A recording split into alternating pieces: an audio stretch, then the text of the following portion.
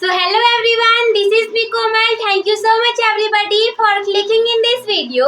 In this video मैं आप लोग को ये बताऊंगी कि पुमंग या पुंकेसर या फिर जायांग या स्त्री केसर में क्या अंतर है।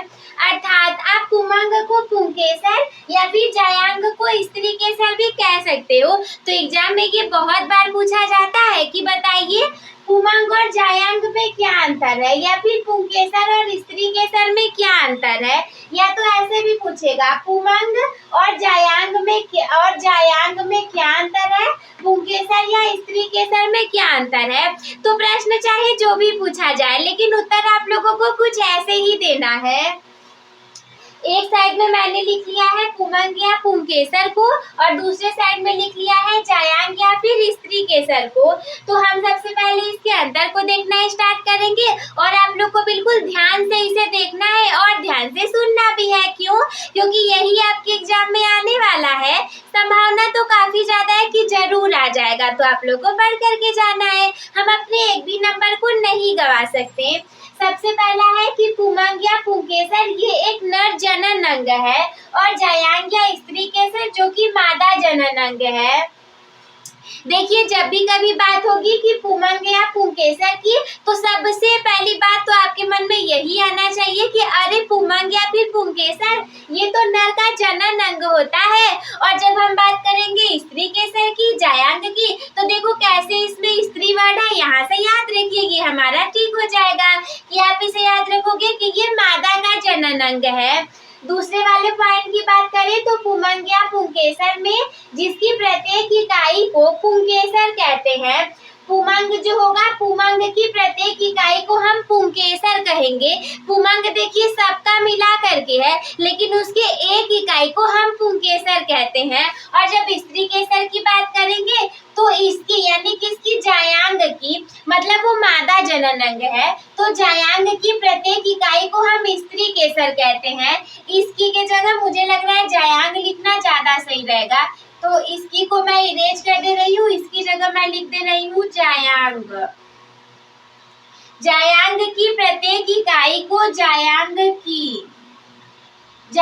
की प्रत्येक इकाई को स्त्री केसर कहते हैं। और देखिए, जब स्त्री केसर पुंकेसर पूछा जाएगा तो भी आप यही पॉइंट लिखोगे, लेकिन बस अगर पुमंग और जायांग पूछ दिया तो आप इसकी इकाई को भी बना के लिख दोगे कि पुमंग जो रहेगा उसकी इकाई को पुंकेसर कहेंगे और जायांग की इकाई को स्त्री केसर कहेंगे।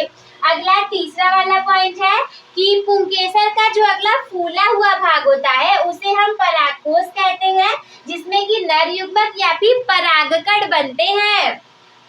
जैसे मैंने आपको इसी पिछले वाले वीडियो में पुष्प की संरचना के बारे में बताया था, तो पुष्प की संरचना मैं आप लोग को बताया था कि यहाँ पे बनाया हुआ था मैंने, वो नर जनन तंत्र था।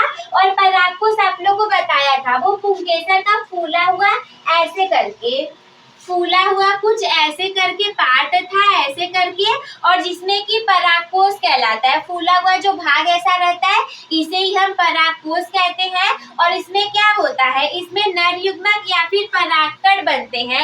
या तो आप इसमें बोल दोगे कि नर युग्मक बनते हैं, या फिर नर युग्मक को ही हम परागकण कहते हैं, तो यही बनते हैं।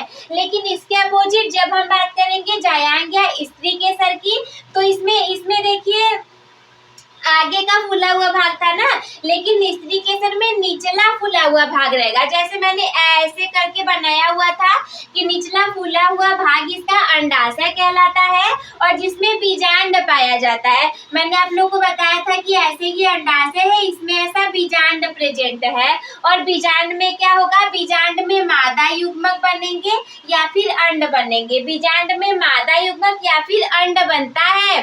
तो इसमें मैंने बताया था इसमें अंड कोशिकाएं थी, ऐसे करके अंड कोशिकाएं। तो ये कितना आसान सा है ना, एक बार फिर से हम रिवीजन कर लेते हैं।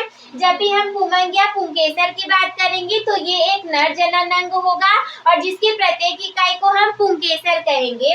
पुंकेसर का अगले फूला हुआ भाग परागकोश कहलाता है, जिसमें कि नर युग्मक या परागकण बनते हैं। When we talk about the जायांग, जब हम स्त्री केसर की बात करेंगे तो ये मादा का जनन अंग है और जायांग की प्रत्येक इकाई को हम स्त्री केसर कहते हैं, जिसका निचला फूला हुआ भाग अंडाशय कहलाता है और जिसमें बीजांड पाया पाया जाता है? बीजांड में मादा युग्मक या फिर अंड बनता है? तो ये आसान है, आप लोग इसका स्क्रीनशॉट ले लीजिए।